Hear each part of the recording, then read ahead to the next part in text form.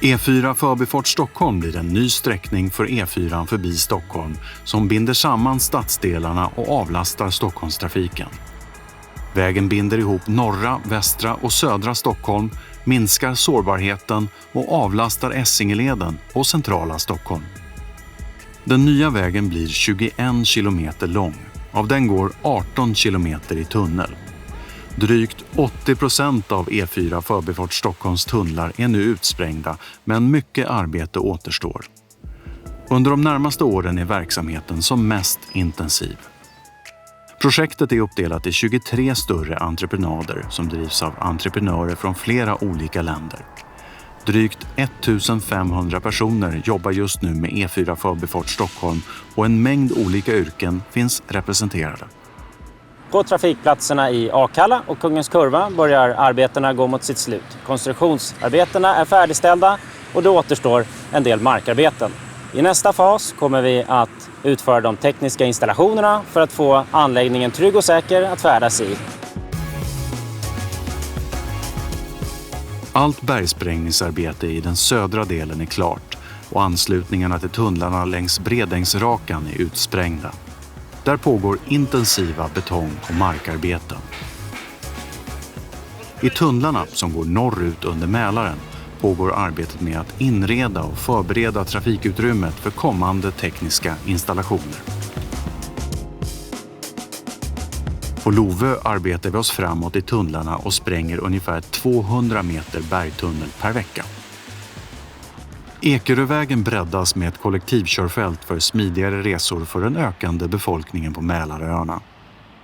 Vi bygger även en helt ny Tappströmsbro och där pågår arbete med att gjuta brofästen och brostöd. I höstas började vi bredda de befintliga broarna, först Drottningholmsbron och därefter Nockebybron. Att bygga om en väg i storlek med Ekerövägen är en omfattande åtgärd.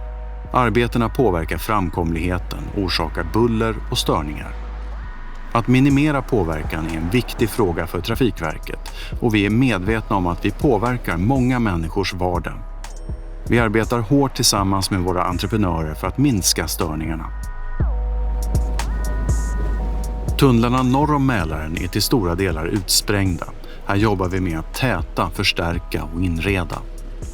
När man bygger tunnlar i berg kommer det alltid in en del vatten genom bergets sprickor. På vissa ställen har berget mer sprickor än förväntat. Trots omfattande tätning kan vi nu konstatera att mer vatten än planerat läcker in. När tätning inte räcker till fyller vi på med vatten i marken för att hålla uppe grundvattennivåerna och på så sätt skydda omgivningen från påverkan. Det kallas skyddsinfiltration. Vi ansöker nu om tillstånd från Mark- och miljödomstolen för att få leda bort den ökade mängden vatten och utöka skyddsinfiltrationen. I Vinsta bygger vi om Bergslagsvägen för att ge ökad framkomlighet för bil- och kollektivtrafik. Vi bygger 2 nya cirkulationsplatser som ansluter till tunnlarna. Vi bygger även nya kollektivtrafikkörfält och busshållplatser. För säkrare gång- och cykeltrafik bygger vi 2 nya gång- och cykelbroar och en tunnel under Bergslagsvägen. Den första sträckan har redan öppnat för trafik.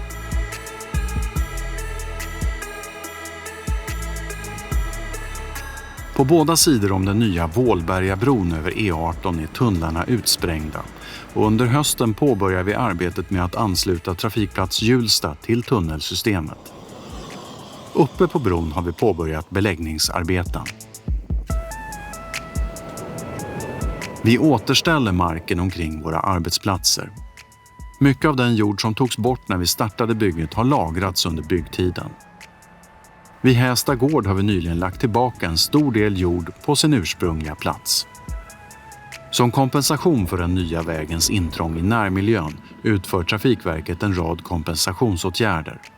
Ofta innebär det att återställa och förbättra naturområden och skapa förutsättningar för växt- och djurliv. Bygget av landskapsparken Hansta Hage i Akalla är en av flera sådana åtgärder.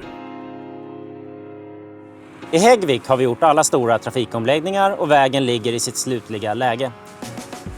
Under E4 pågår arbetet med anslutande vägar och ramper. Det man ser ovan mark är bara en bråkdel av hela projektet.